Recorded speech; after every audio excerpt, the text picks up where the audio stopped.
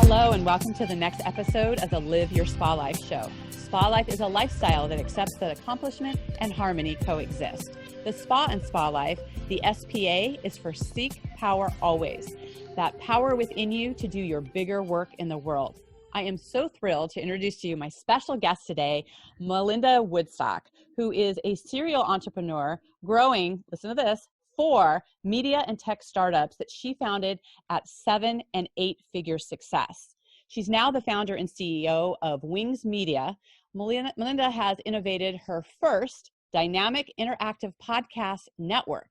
Now, this is such an innovative thing. We're going to get into this in the show where real-time audiences can engage in Potapolo. This is the first and only network to share revenue with podcasters and provide unprecedented ROI for advertisers and sponsors. Oh, Melinda, welcome to the show. Hey, Diane, it's great to be with you.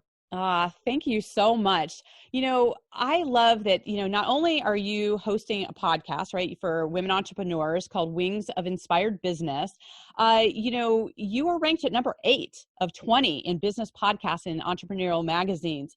And you've really kind of worked that formula of how to have rank and have impact. And you've really used this as a platform to get out in the world. And one of the things that I really look at is that, you are an acknowledged visionary when it comes to tech and media and just being out in the world, but you are also an avid, meditator and come from a place of inspiration. And I'd love to see, we don't see that often where right and left brain come together and really are being innovative and showing up in a different way.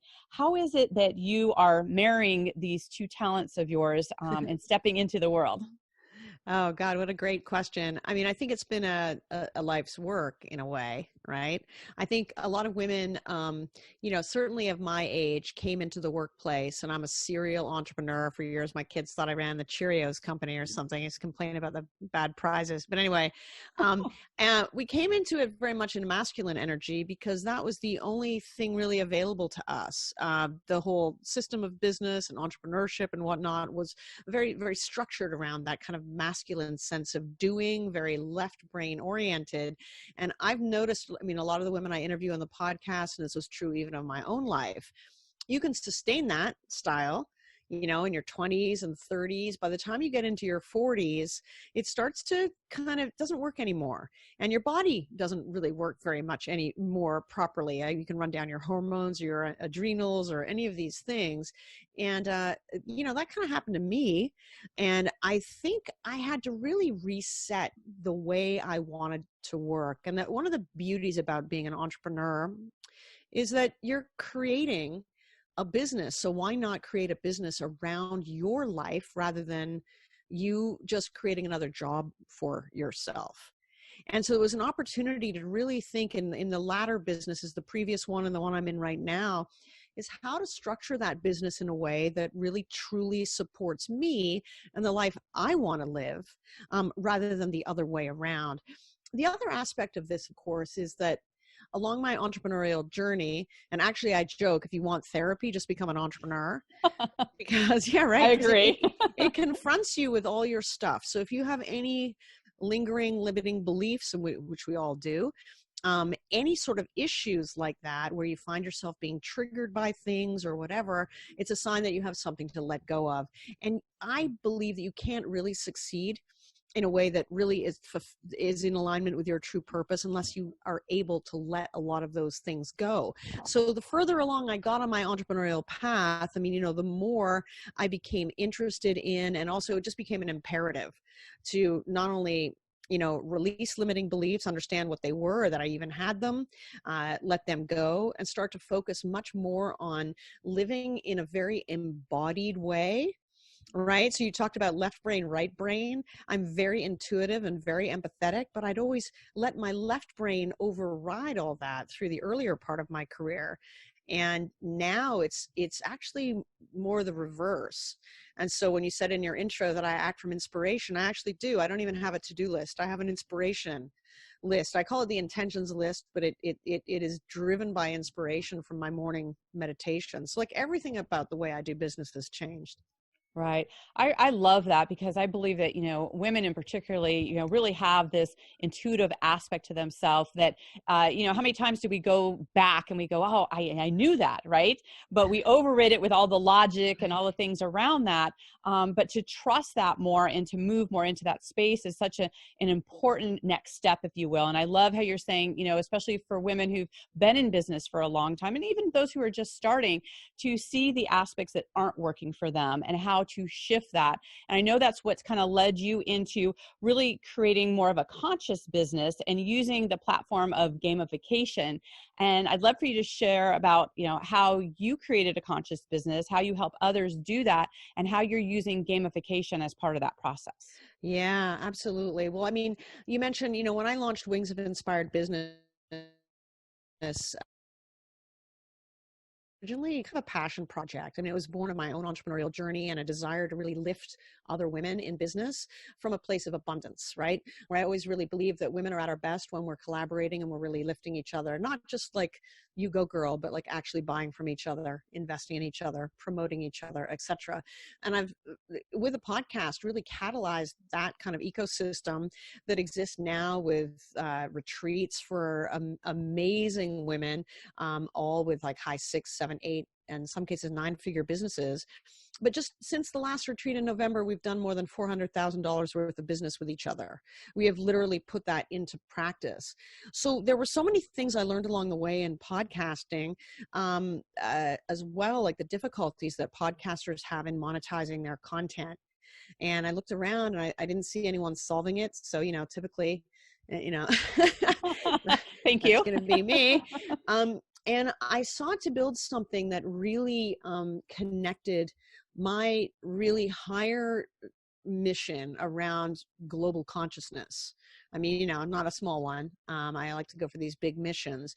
But what can I do as a podcaster and a very seasoned media executive and someone who's, whether I've anchored or executive produced for all the major media in the world, all the different businesses that I've done around media and tech and in mobile and digital and all across it. How could I leverage all that in a way that could tie in with the necessity to move the world more towards consciousness? What would that look like? So when I think of podcasting, I mean, people tune into podcasts ostensibly because they want to learn something. There's an entertainment factor and all of that as well.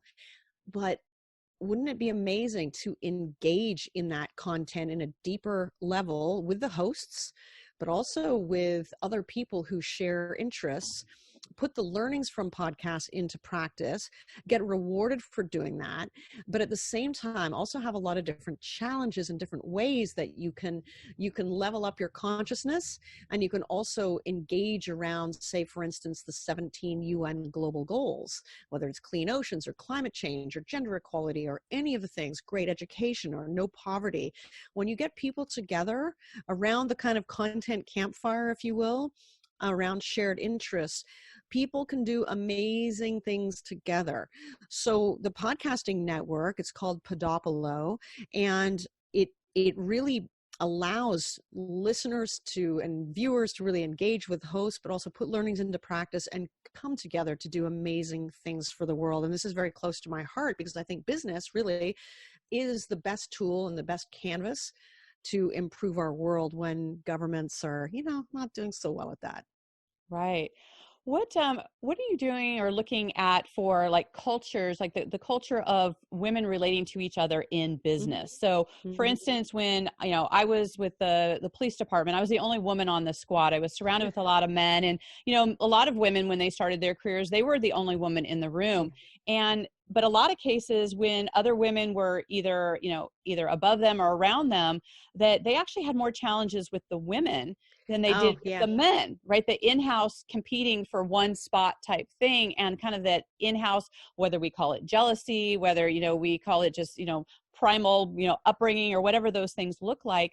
in your proponent of bringing women together to support women when women have actually felt, whether it's betrayed or not supported by women, how do we make that jump into a culture where we have women who are feeling seen and trusted by other women?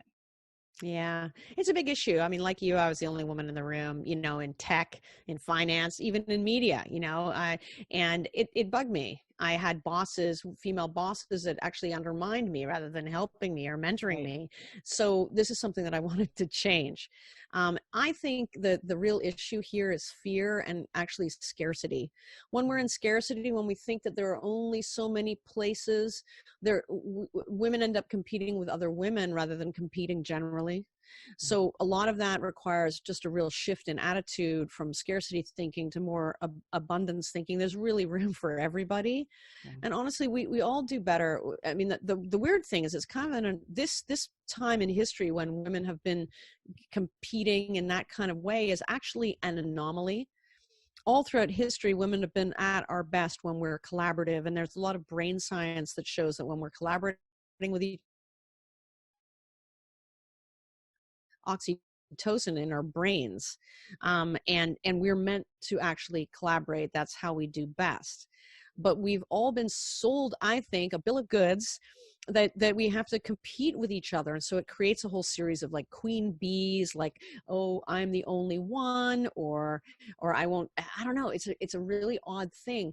And so it was amazing with the Wings of Inspired Business podcast. And the way I set about changing it was just being the change I wanted to see.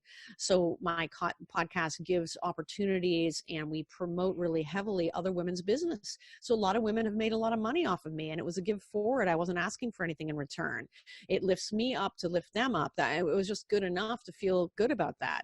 And so that, I think, started a chain reaction where other women started helping me back, and vice versa. So you get to the point where there's a retreat, and it was interesting. It was hard to even sell the retreat to begin with because a lot of people that we wanted to come and speak in this kind of more mastermind sort of scenario, only wanted to speak if they were the only one, or they needed large fees. And, no. This is everybody who's there is stage worthy.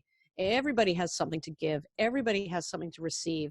And there was a lot of, sort of the queen bee types. We turned away because you have to come with the attitude that you have lots to learn as well as lots to give.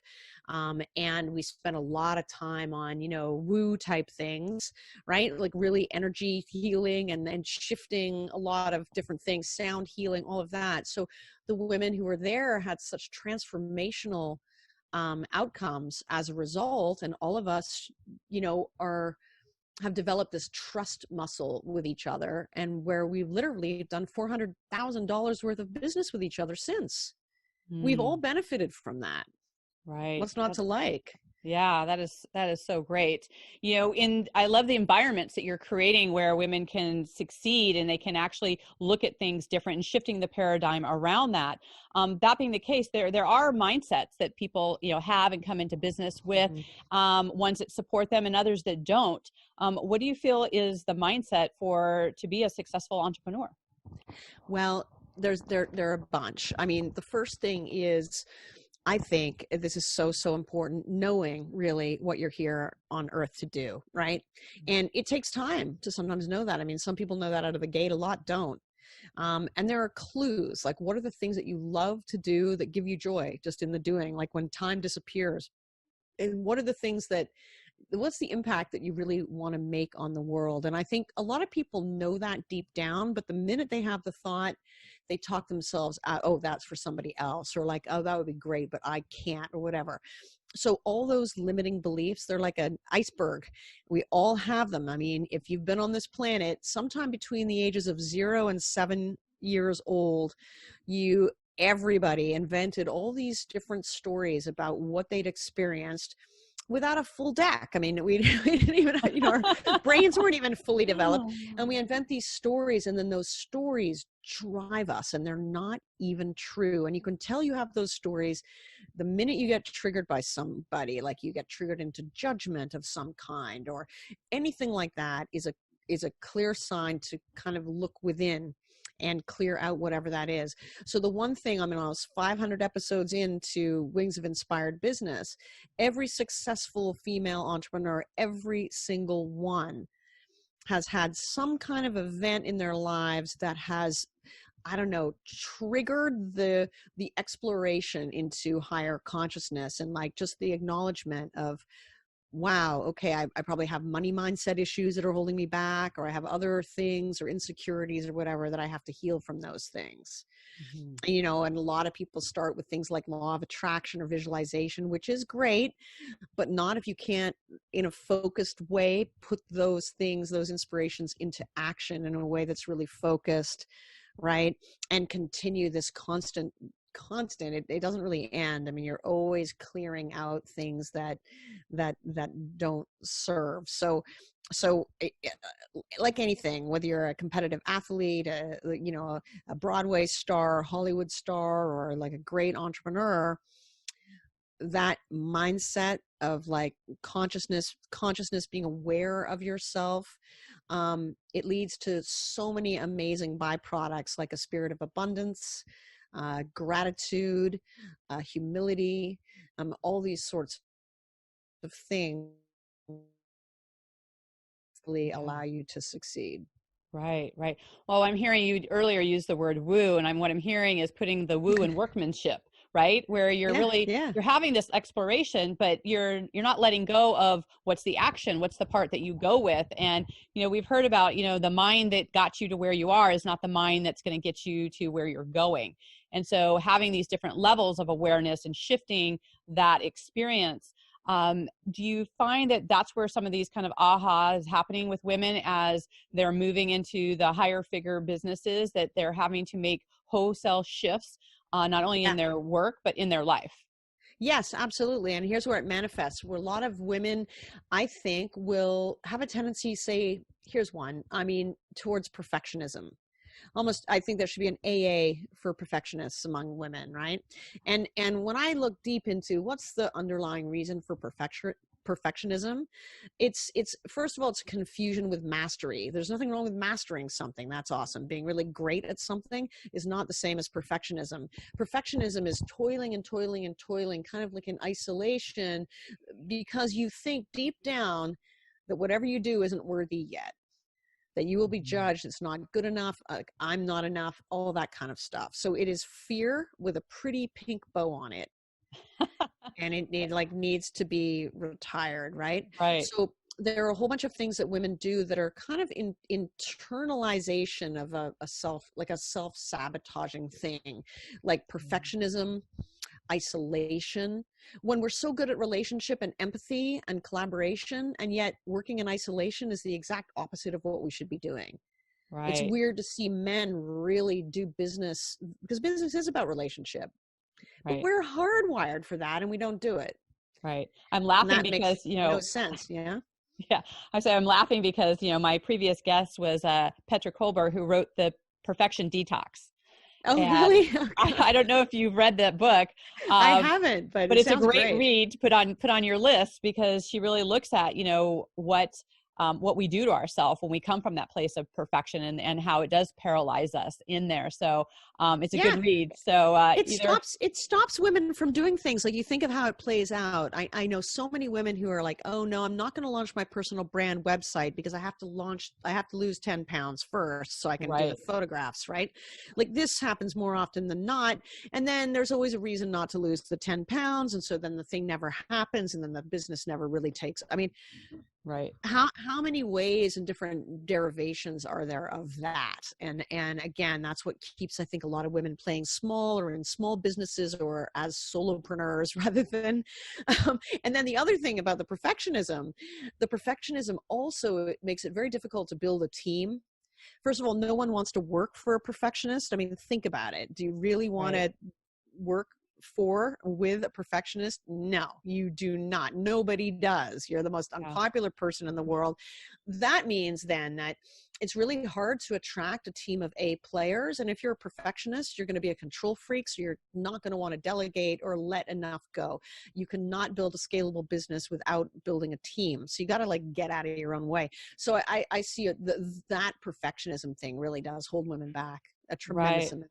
Right. Well, when you think of perfectionism, it's like porcelain, right? It's like it's so perfect, you don't want to mess it up or touch anything. And one of the things that Petra talked about was that, people connect in the cracks, right? They want to see the reality of who you are, and to see, okay, it's in the in between of all of that is where you see possibility and where you can go.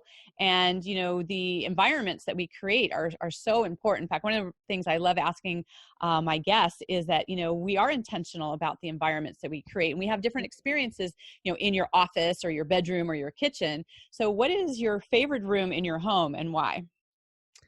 Oh gosh, what's my favorite room? It really depends on my mood. Like I actually really like my bedroom. It's just really, I feel just very held and kind of, it's my cocoon in there, right? And so I like that's where I read and I do my yoga as well as sleep and right? And I feel very comfortable there. I like the room I'm in right now. This is my study and my library, and I do a lot of my work in here. Let's see, but I also love the kitchen because that's where I kind of connect the most with my kids and stuff. So I can't really choose just one room. All right. I can't, but I think I said bedroom though too, because I'm a deep introvert. Yeah. And I'm from, a lot of people think I'm extroverted because I'm very outgoing and I'm a speaker, and like all that stuff is actually quite intuitive and natural for me. Mm-hmm. But introverted in the sense that I get my energy from within. So I need a lot of quiet by myself time. Right, right. Well, so speaking of inspiration and having, words coming from within, you had mentioned that Steve Jobs told you that you asked the best questions. Yeah. What do you feel is the best question that you asked him? Oh, I remember I completely threw him off his loop by saying, "How did that make you feel?" Ah. Right? Very simple question, but that's just not right. So as a journalist, I'm a recovering journalist, obviously, and back in the day, I used to ask questions like I would keep asking why over and over again. Well, why? Oh, okay. Well, why? And why is my dog barking so loudly? I know that our contractors have come back to work on the house. I'm sorry, everybody. This is Meet Augie. He's very, very loud. Augie. Augie. He's not paying attention to me, clearly. He's a really sweetheart, except when he's barking. I'm so sorry this is happening right now. And This is perfect with the conversation around perfectionism, because there's every part of us that wants everything to be seamless, and this is exactly. This is life. And he's very concerned about my contractors outside, and they're nice guys and they're doing a great job. But Augie's just like, who are you and what's your business? And like, get away from my mom. Yeah. So speaking of mom, you are the mom of 2 teenagers. I am. And how has that been in terms of, that whole work life and how those intertwine and the role model that we become for our children? Yeah. Well, I think it's pretty funny. I think when my daughter was 10, Augie, please. Hey. Okay, sorry, I'm doing a death stare here. The mom stare. Okay, it is totally the mom stare. And so, anyway, yes, my kids. Okay, so when Sydney was 10 and she went to Montessori school, and she said, "Mom, I'd really like you to come and talk to my class about entrepreneurship." And I was so flattered. I'm like, I feel so honored. And she said, "Oh, but here's the thing, Mom. All my friends think it's like this." And she did like the hockey stick, if the numbers growth, it's easy being an entrepreneur as people make a lot of money. She said, "I want you to show them the reality." And she did this okay.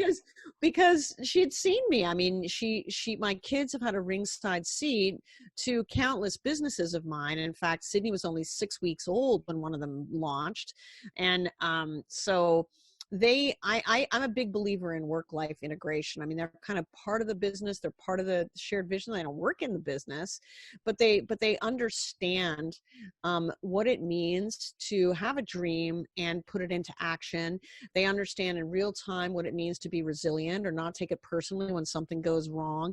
They understand what it means to stay focused on an outcome and learn from the failures and the missteps and challenges along the way. I believe that kids learn more from what we do than what we say. So is my life perfect? No, not at all. Like all kinds of shit goes wrong. I'm sorry. Am I allowed to swear anyway? You're good. All kinds of We're keeping it real. all kinds of stuff happens, but I mean, they have an understanding, I think, that's different, I guess, than most kids. And I really believe that they make me a better leader and a better team leader, a better manager, if you will.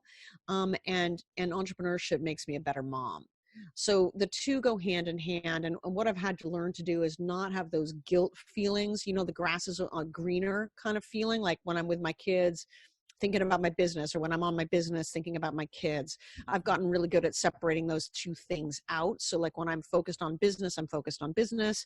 And then when I'm with my kids, it's quality time. It's 100% time with them.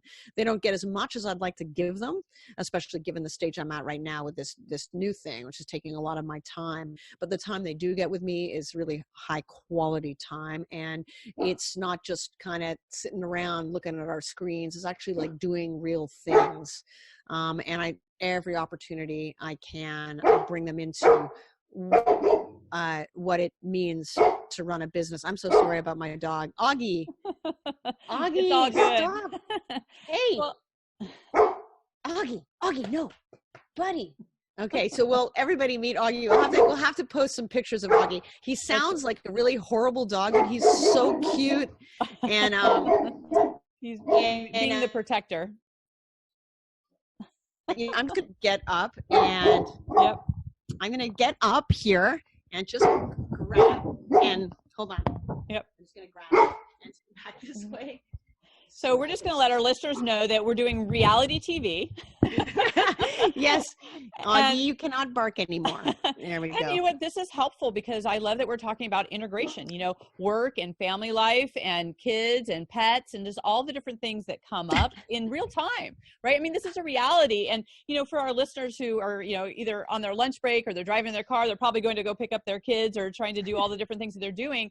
I hopefully, let me hear the feedback on this, listeners, but it's really about this sigh of relief of like, you know what? I'm not the only one that has stuff that comes up. We all have stuff. I mean, look, we're human, right? Like, right. And in this case, it's President's Day. So hence everybody's at home, and really my kids should be with the dog right now, but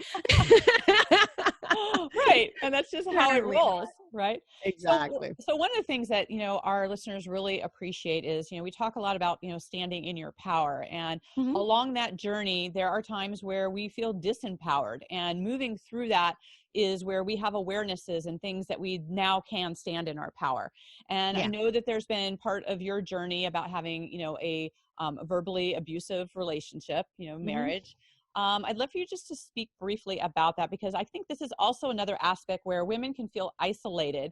I too have a story when I was actually with the police department, where I should have been in all of my strength, where I was also in a disempowering relationship. And I think that we see a lot of this where women can almost overly seem completely that they have it all together, but yet behind the scenes, things are blowing up all over the place. And so speak to that a little bit.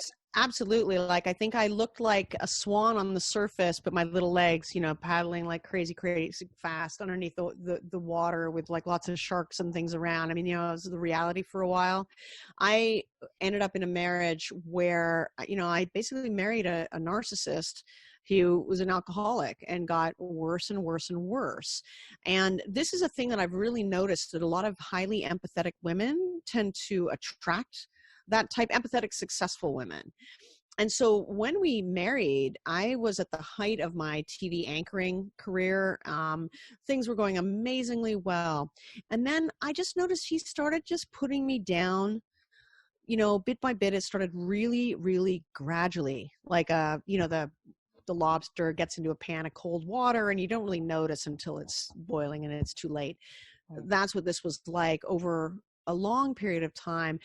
And I remember priding myself on how resilient I was and what I could, but deep down, it was really eroding my confidence. And I think with a lot of distance from it now, I can see exactly kind of what had happened. But he had sort of convinced me that nobody liked me, that I had no friends, and that people only hung around because of him. And in actual fact, it was the exact opposite. Right. but like I believed all these things. And I realized when I did a lot of, work and therapy and all kinds of different things to recover from that, it was the realization that this was two things really. I had married the worst combination of my parents. Is when we have things in our childhood that haven't been healed yet because we had no ability to really heal ourselves in childhood. We find ways later in life to repeat those patterns, and the patterns keep repeating in different ways until we let it go, until we find the thing or the belief or whatever that manifested that situation to begin with. So it sent me really on that journey. And at this point, I just feel nothing but gratitude really, because it helped me really step into 100%, who I am, and really regain confidence on a really solid foundation, a different foundation. But yeah, if we've got to really watch the people that we're around. I mean, not just romantic relationships or marriages, but also girlfriends and even families can sometimes not be very helpful to us because they bring their own fears into the situation and their own projections and judge us. And they may be very well meaning, but if you're surrounded by people that don't truly have your back, it's very hard to succeed. Right. Or by oh my God. Definitely. Well, it's funny. I mean, we've all heard, we become the 5 people we spend the most time with. Yes. But we don't necessarily look at the people who live in our house or are on our block or who maybe are on our teams. Yeah. And so just to be really clear on those things about, who are those people and really stepping into that is, I think, really important. So I know that our time here is coming to a close, and I know that our listeners are going to want to stay in contact with you, and especially just these successful principles that you've put together as far as being able to have a podcast that has an impact and being able to reach out into the world. How can people connect with you? And you also have an offer for them. Oh, yeah. So myriad ways. And so for anybody that wants to launch a podcast and make money from it, you can grab like a free ebook from me at wingspodcast.com/liftoff. So wingspodcast.com/liftoff. And through that mechanism, if you're serious about launching a podcast, you can grab like a free consult with me as well. I also have a couple of other really cool offers you can grab off my website, which is Melinda Wittstock, WITTSTOCK.com. And then coming soon, and you'll see it all over social media. We're on Instagram, I'm Melinda Wittstock 2020, Facebook, Melinda Wittstock, Melinda Wings on Twitter, Melinda Wittstock on LinkedIn. You'll find all the latest news about Podopolo, the podcasting network, and we're launching in June, and it's super exciting. We have the beta program running right now, and this is the first and only way that podcasters can actually be paid for their content because we're sharing our revenue with the podcasters. So we're super excited about that. Oh, I love that. So definitely listeners, check that out. We'll have in the links all the different ways to connect with Melinda. And with that, I know that your hashtag is Lift As We Climb. I'd love for you just to speak a little bit about that and any final words you have for our audience. Yeah, that's the hashtag for Wings of the Empowered Woman and my podcast, Wings of Inspired Business. So check that out as well. Lift As We Climb is really about what we've been talking about, Diane, that women are at our best when we promote each other, mentor each other, buy from each other, and invest in each other. And it's really about catalyzing, a system, an ecosystem, rather, where we do actually put words into action and lift each other up because we do so much better. So if anyone's an entrepreneur listening to this and wants to come to Wings of the Empowered Woman, you can go to wingsexperiences.com/apply and see if that's a good fit. And yes, listen to Wings of Inspired Business as well. Perfect. Well, thank you so much for your wisdom and everything that you're doing to just be a positive disruptor, to shake up how women are connecting in the world. It's so appreciated, and so appreciate your time here. Oh, I love it. And I love the whole concept of the spa life. And we do a lot of pampering for that reason. Right. Well, and it's That that brings in the environment. dichotomy, right, of being, the spa life of taking care of ourselves, and also the seek power always, where we're in our strength. So it's that Exactly. fierce and feminine, because we're a combination of both. And that's what I loved Yeah. about, this, your intuitive aspect to the very, masculine type things that have traditionally, you're shaking those things up and using both, because we're all of it. Right. Exactly. Yeah, we're at our best when we're really leveraging that feminine power, I think. And it's wonderful to be able to manifest, attract, be embodied, live just more fully. It's just more enjoyable, and we can get there with the same speed, if not faster, because it actually works for us. Yeah. So it's amazing. Thank you for all you're doing in the world too, Diane. And again, my apologies for Augie. I have to send you a picture of Augie. He was very loud and obnoxious, so I'm sorry about that. We'll have to add Augie in there as a future guest as part of the show. So yeah, Exactly. all's good, all good for sure. So anyway, thank you for that. And for our listeners, it doesn't go unnoticed that we know that your time is the most precious resource you have, and we so appreciate you spending it here with us. And please, these kind of conversations, we want to get out more in the world. So please subscribe so you get the newest shows, and rate and review, because it does make a difference to, see what parts you like and to get it out there in the world. So thank you for being part of this community and sharing all of that. And until we connect again, live your spa life. Bye for now. Bye-bye.